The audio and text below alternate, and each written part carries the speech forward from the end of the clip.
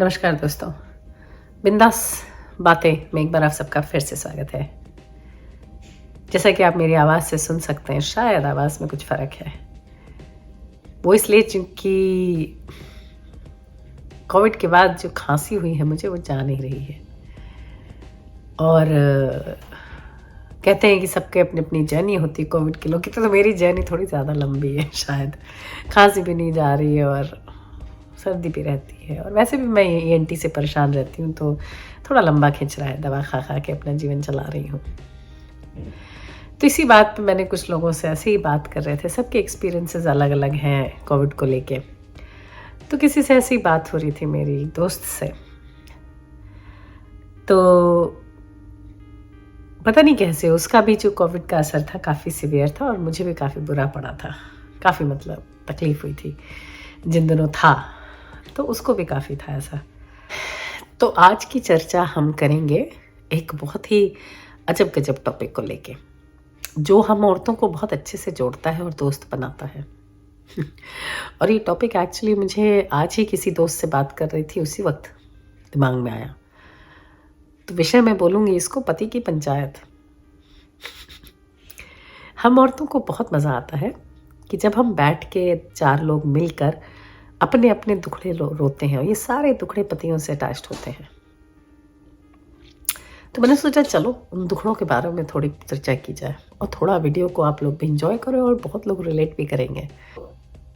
इसी बात पे कुछ बात होने लगी कि भाई औरतों को घर की बीमार नहीं पड़ना चाहिए, क्योंकि औरतें जब बीमार पड़ती हैं घर में तो एक अजीब सा परेशानी सी आ जाती है। कहीं तो इस बात को सुन के अच्छा भी लगता है और कहीं तकलीफ भी होती है कि ठीक है, हम लोग बीमार पड़ते हैं तो घर की जैसे रीढ़ की हड्डी टूट जाती है। सब पब्लिक को समझ नहीं आता करें क्या, कैसे करें, क्या होगा क्या होगा। और इस हद तक होता है कि औरत को शायद अंत में उठना ही पड़ता है कि नहीं भाई, काम तो करने ही पड़ेंगे और कोई चारा नहीं है। और ये सिर्फ मेरे या आपके, हर घर की बात है। चाहे वो आपकी ननद हो, चाहे वो आपकी बहन हो, जेठ हो, जेठानी हो, जेठानी हो, माँ हो, कोई भी, सबके घरों का यही हाल है। जो जिस घर की औरत है वो उस घर में उसकी रीढ़ की हड्डी है।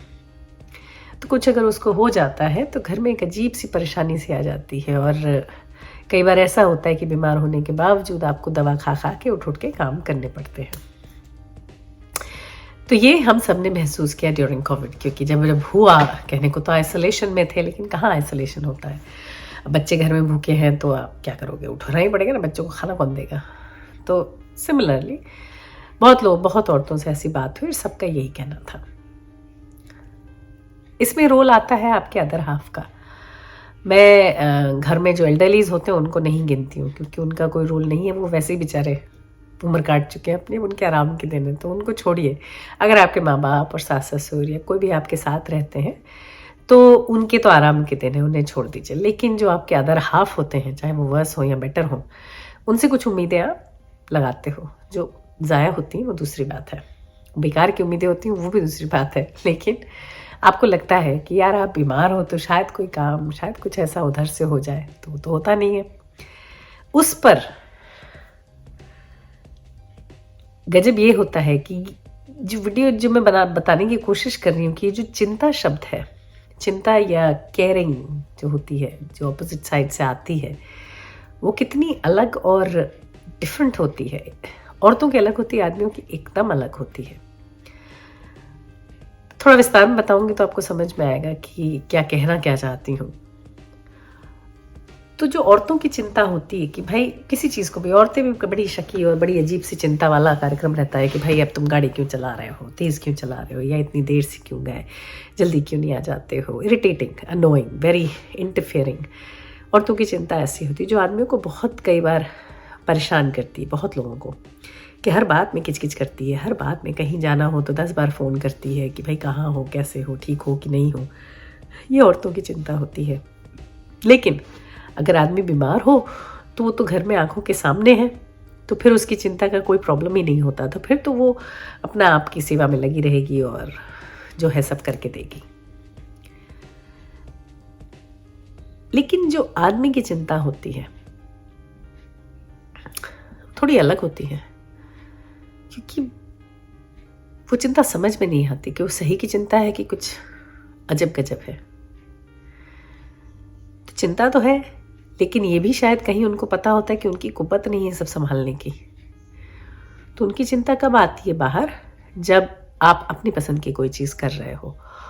तो से फॉर इंस्टेंस आदमी, औरत की तबीयत नहीं ठीक है, औरत ने दवा खाई, उठी, खाना बनाया, सब दुनिया भर के काम घर के करे, निपटाए, और उसके बाद जब सब काम निबट गया तो वो फिर शांति से बैठ के कोई ऐसी चीज़ कर रही है जो उसकी पसंद की है।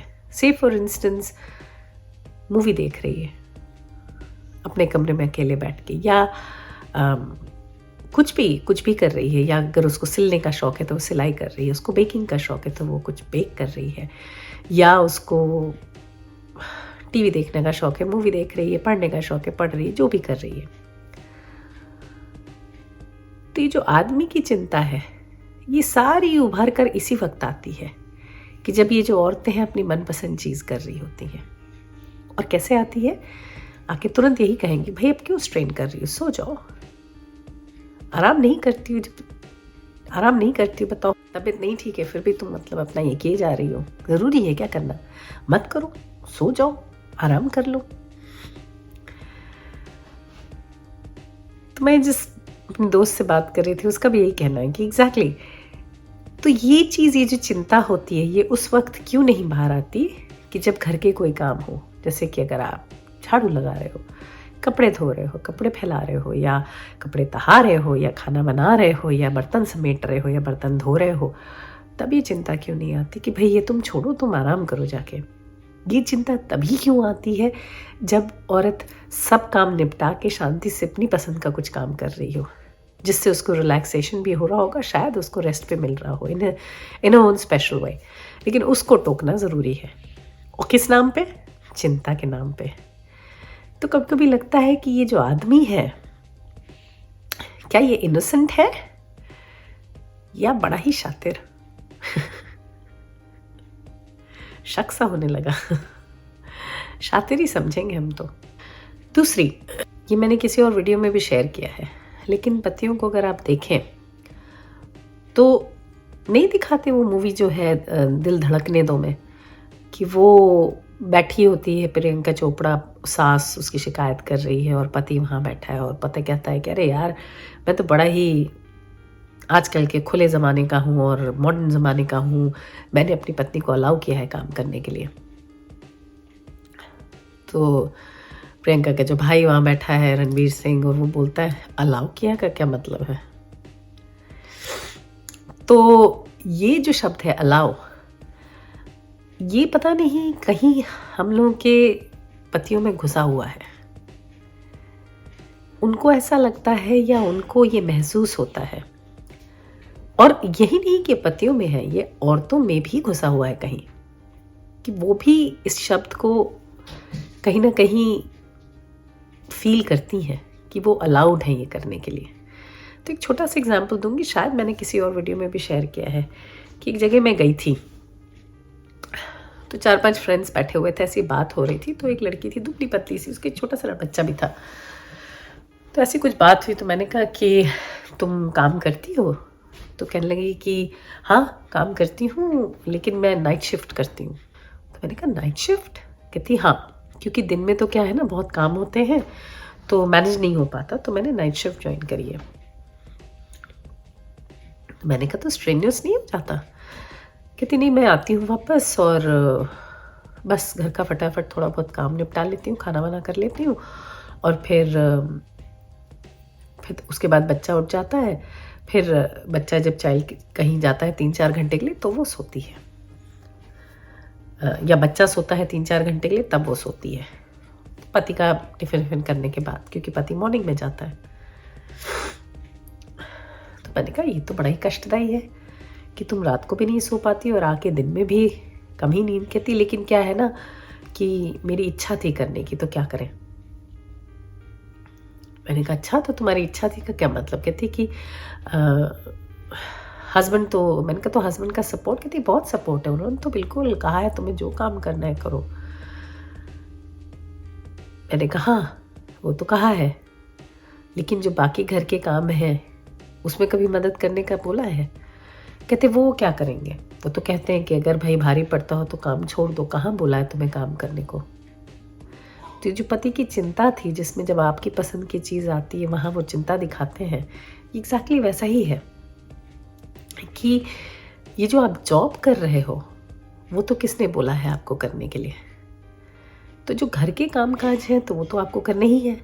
तो उसके बाद अगर आपकी एनर्जी बच रही है तो आप जाके जॉब करो, क्योंकि अगर आप जॉब कर रहे हो तो उससे ये कहने का मतलब नहीं है कि घर में आपको कुछ हल्का हो जाएगा। घर के तो सारे काम आपको करने ही हैं।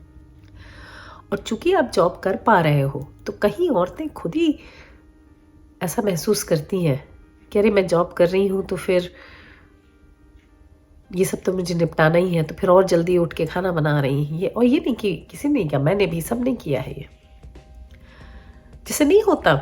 तो अगर आप कहीं नाइट आउट पे जा रहे हो या सोचिए आप ओवरनाइट कहीं जा रहे हो अपने फ्रेंड्स के साथ, तो चूंकि आप घूमने जा रहे हो तो ऐसा नहीं है कि आप बैक करो जैसे घर के पति लोग निकल जाते हैं, पैक किया और निकल गए। ऐसा आपके साथ नहीं हो सकता, क्योंकि आपको पहले जो बचे हैं घर में लोग उनके लिए सोचना है। तो आप उनके लिए 3 तरीके की चीज़ें बनाओगे, क्योंकि आप नहीं हो रात में तो डिनर है, फिर ये है, बच्चों का लंच है, उसका आपको डिसाइड करना पड़ेगा। ये सब कुछ करके तभी आप घर से जा सकते हो। तो आपने मस्ती करी है, पर उस मस्ती के लिए आपने अपने आप को टैक्स भी किया है। ऐसे तो हर चीज़ में देखा जाए तो सब प्रिपेयर करते हैं। जैसे अगर घर के आदमी को कहीं जाना है नाइट आउट के लिए तो उसे क्या करना होता है? कुछ नहीं, आओ पैक करो निकल जाओ, घर तो संभाल ही रही पत्नी। लेकिन पत्नियों के साथ ऐसा नहीं होता, और कहीं उनके दिमाग में ये प्रेशर भी रहता है कि हम चूंकि घूमने जा रहे हैं तो कोई गिल्ट भी होता है कि भाई हम घूमने जा रहे हैं तो घर में जो है उनके लिए तो करना ही पड़ेगा। बाकी दिन चाहे आप करो ना करो, लेकिन उस दिन तो करना ही पड़ेगा कुछ। तो ये थोड़ी सी विचित्र फ्रीडम है, जो फ्रीडम नहीं है, जो फिर भी आपको बांधे हुए है।